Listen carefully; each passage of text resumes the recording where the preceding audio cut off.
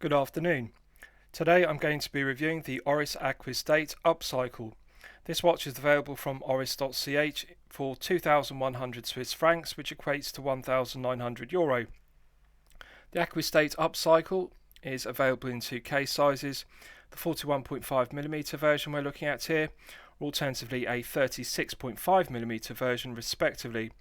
So firstly, let's look at the box that the watch comes in, and then I'll talk you through the other items one gets with the piece. So the outer watch box is protected by this white cardboard outer sleeve, which one removes. And this is the outer watch box, as you can see, nicely executed. One removes the lid, pulls down the flap, and this is the inner watch box itself. Now if you look closely, inside the outer watch box it says this Oris box is made using environmentally friendly materials. So both the outer watch box and the inner watch box are made from recycled cardboard, which does fit the environmentally conscious nature of the Aquis Date Upcycle. So this is the inner watch box, very nicely executed. The interior is fully upholstered to a high standard using a matte grey velour fabric, and the watch sits on a padded pillow cushion as one would expect, which is a good snug fit. Nicely finished, good quality upholstery to the velour fabric, so good presentation throughout, and it is admirable that Oris is using environmentally conscious materials such as recycled cardboard in their outer watch boxes and inner watch boxes.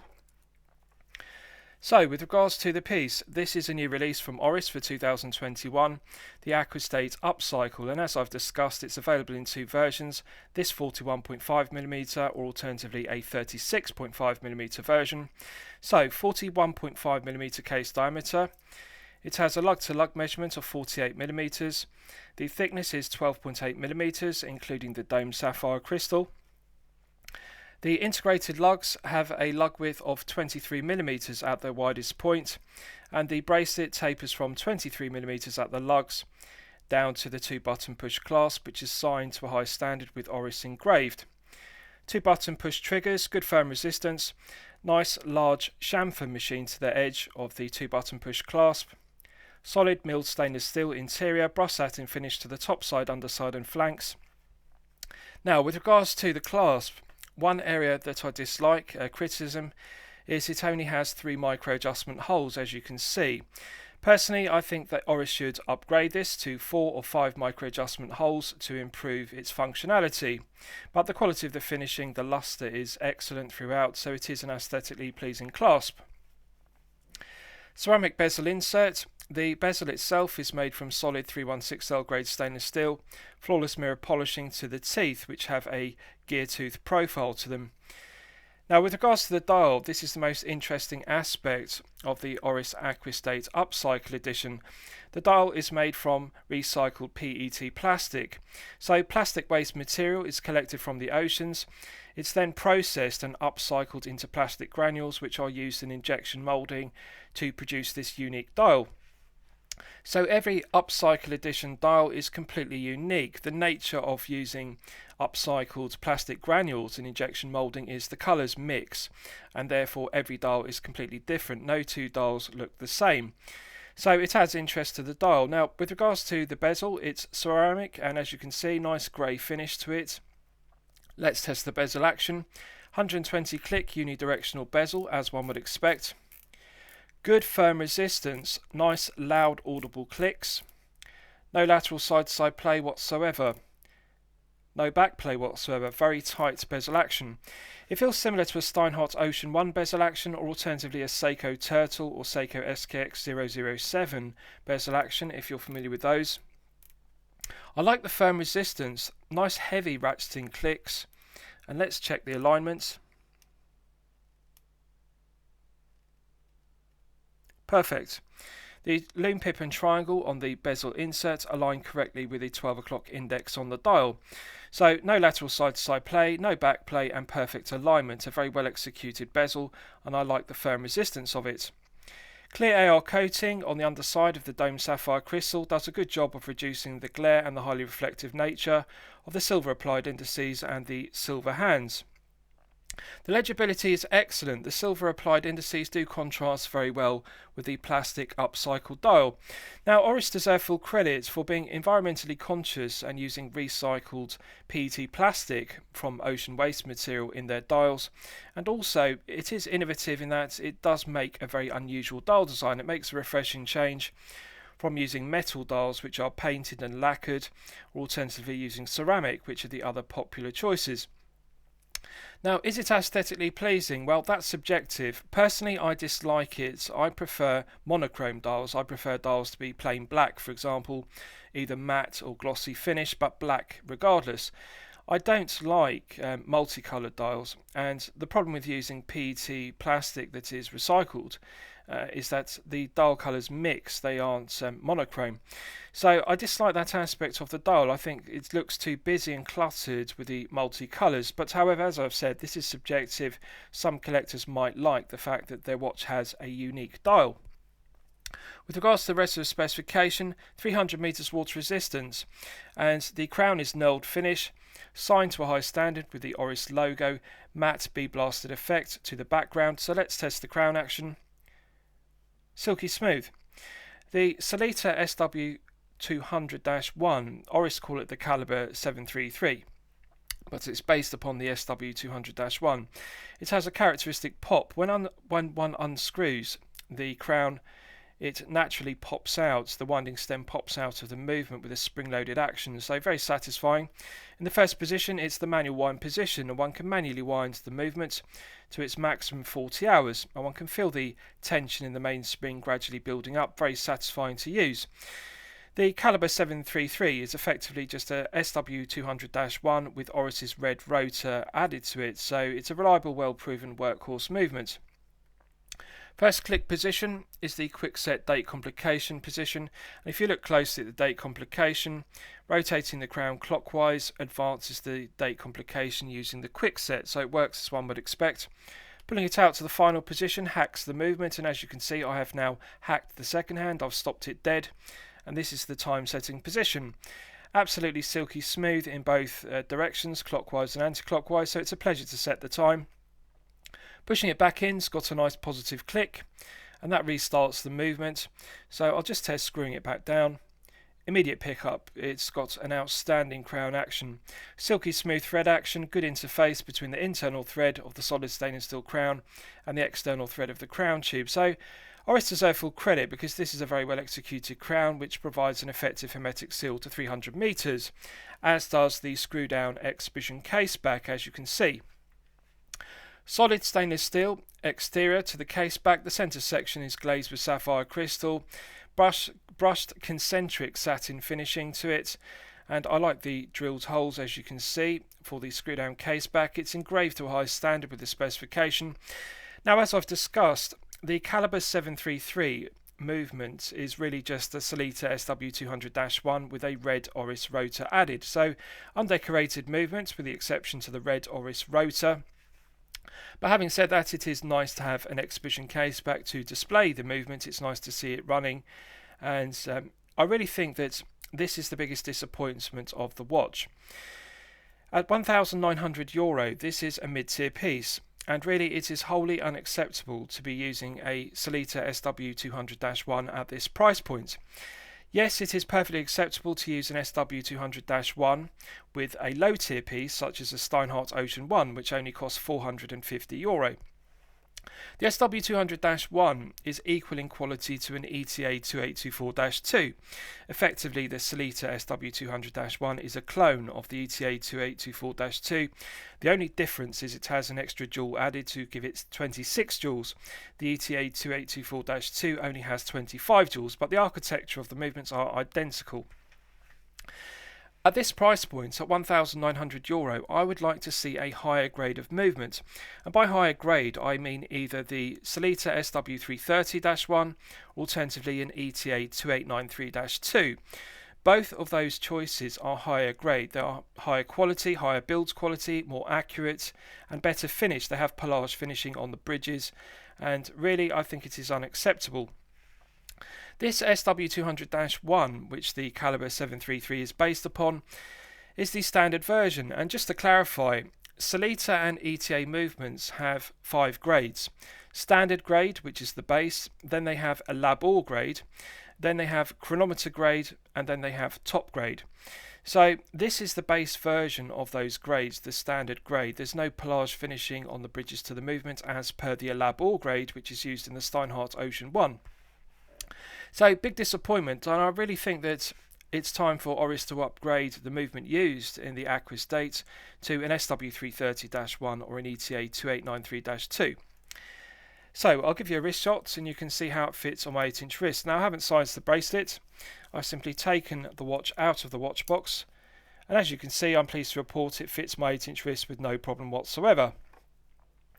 Now this is the 41.5mm. I have previously reviewed the 43mm version of the Aquis Caliber 400, and I was highly critical of that piece because the 43mm version was very top heavy and the bracelet was very thick, both in width and also thickness of the link, so it felt like an unbalanced piece and it was very top heavy and uncomfortable to wear for long periods of time, such as 8 to 12 hours per day. This 41.5mm is a better balanced piece. The taper of the bracelet is better done, the thickness of the links in terms of their taper is also better done. 48mm lug to lug measurement is perfection, it is the sweet spot. I often refer to this in my previous reviews, that 48mm is the perfect lug to lug measurement because it fits all wrist sizes, regardless of whether you're a collector with a 6 to 7 inch wrist or a 7 to 8 inch wrist. 48mm will fit you very well. So they've got the lug width done to perfection. The taper of the bracelet is also done to perfection, from 23mm at the integrated lugs down to the 2-button push clasp. So some notable improvements the 41.5mm has with regards to its proportions over the 43mm version. Now with regards to the heft, this is 153 grams, including all the links in the integrated bracelet. Obviously if you have a smaller wrist you'll be removing several of these links. And I've also referred to this in previous reviews. I consider circa 150 grams to be the sweet spot with regards to wrist presence and heft. 150 grams gives a nice feeling of weight, it gives a nice feeling of wrist presence, of quality on wrist, but it also is comfortable to wear the piece for long periods of time because it doesn't feel top heavy, it feels very well balanced. So at 153 grams, the weight of this piece is perfect. So I like it, and I also like the fact it's only 12.8mm thick, including the dome sapphire crystal. It's easily going to slip underneath a shirt cuff if you wear business shirts, so an ideal daily wear piece. I consider circa 13mm to be the sweet spot for thickness of watches, so at 12.8 it is very good. So the 41.5mm head of the piece perfectly balances the 23mm integrated lug width and also the 48mm lug to lug measurement. The proportions are very good, so very satisfying to wear. Feel good factor is outstanding, and beautiful luster to the brushed satin finished centre links, which contrasts very well with the mirror polished outer links of the bracelet. So let's do a loom test and we'll see how the loom performs when it's charged up to its absolute maximum. So as always, I'm going to use my 100 UV LED torch to charge it up to its absolute peak. Right, so that's now fully charged, and as you can see it has not disappointed. As one would expect, this is top grade's BGW9 Super Luminova, the very best of Swiss loom. And Oris deserve full credit for not cutting any corners with regards to the quality of the BGW9 Super Luminova they're using on the Aquis date Upcycle. It's glowing brightly and it's continuing to glow for a good length of time. Good symmetry to the dial with the applied indices, and they've made the correct decision by sighting the date complication at 6 rather than 3. So I like the functionality, I like the legibility of the dial, and also the large loom plots on the hands make them clearly legible. One can easily differentiate between the hour hand and the minute hand, and also the sweeping second hand also has a loom dot. So the loom pip on this ceramic bezel insert is also glowing brightly for a good length of time. So it's excellent, it really is very well executed. A good example of a functional, clearly legible, symmetrical dial design. Right, so let's discuss the movement used, because as I've discussed previously, I am critical of the caliber 733. The Salita SW200-1 is a basic movement, and this is the standard grade. It's not a lab or grade, top grade or chronometer grade, so it is a real disappointing aspect. The SW200-1 has 26 joules. It runs at 28,800 vibrations per hour and a frequency of 4 Hz. 40-hour power reserve is acceptable, and it has hand winding and hacking, which is useful complications. So really, it's a basic movement, but it is a good, reliable, solid, well-proven workhorse movement, and it does do the job. Now, with regards to accuracy, the stated accuracy is plus or minus 12 seconds per day. The standard grade is the lowest accuracy grade of the movements. The top grade and chronometer grade are certified to cost chronometer limits, -4 to +6. Now, on a positive note, I'm pleased to report that this one has been well regulated, and it is running consistently at +6 seconds per day, which is within cost chronometer limits, -4 to +6.